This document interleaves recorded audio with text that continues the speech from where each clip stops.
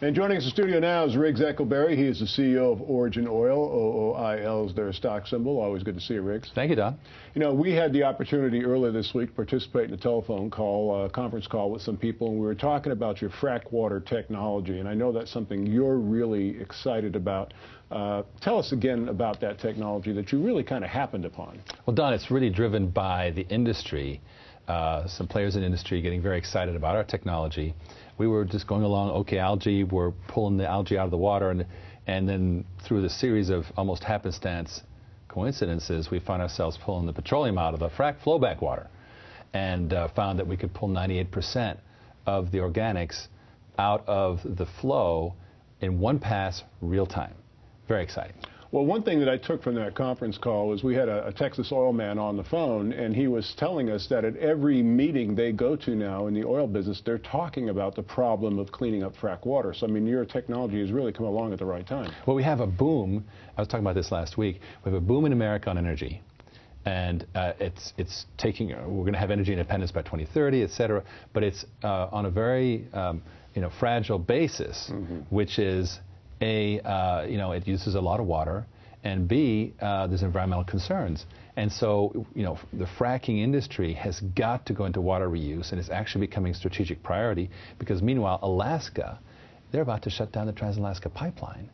And fracking's got to make up the deficit. Water reuse is a national strategic priority. So what's the latest with the company since you and I last spoke? Well, we're going on the road. The mobile lab, the Clean Frack mobile lab, there's a couple pictures of it, one in our parking lot and one spied from my car in the street. And we're going to San Antonio, which is near the Eagle Ford Shale, most profitable formation in the world, and to show it off to the industry. And then Houston for some media demos, which should be a lot of fun. So you're going to actually have the opportunity to demonstrate this technology to those people in the field, so to speak. You're going to be able to show them, here is this dirty frack water, goes through our process, comes out nice and clean. I mean, just like those carpet guys. I mean, literally, you're going to be able to physically demonstrate to the oil industry, which is something you've not really had the opportunity to do yet, correct? Well, now's the time. We're coming out of the lab. We've got a couple licensee deals. And we're now going to be able to very soon have, for example, a demo machine up in Bakersfield with one of our licensees, before in this half of the year. Now, let me say one thing that's really, really important. The industry right now is trucking off-site. That's costing them 11 cents a gallon. Right. Reuse is costing them 21 to 26 cents a gallon.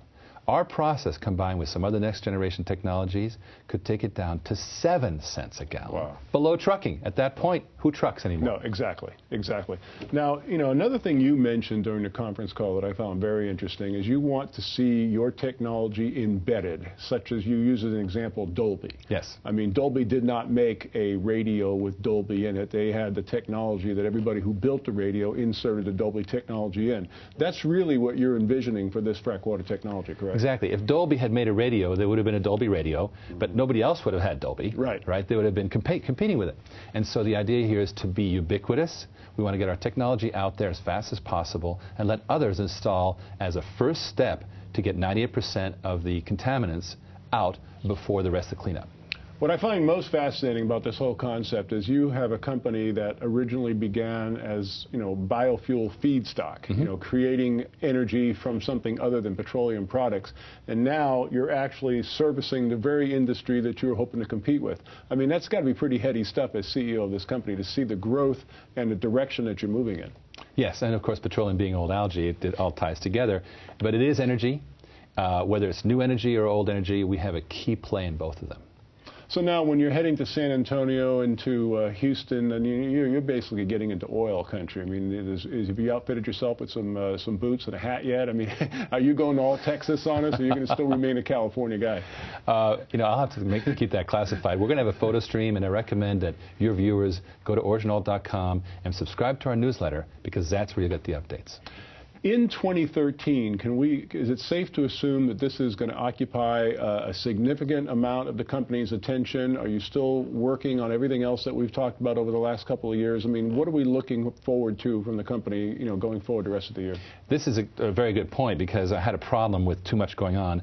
We've now created 2 business units, headed by a P&L GM, each one of them responsible mini CEO, and they essentially compete for resources in the company. We got the guys in operations running around in circles trying to make them all happy. It's perfect.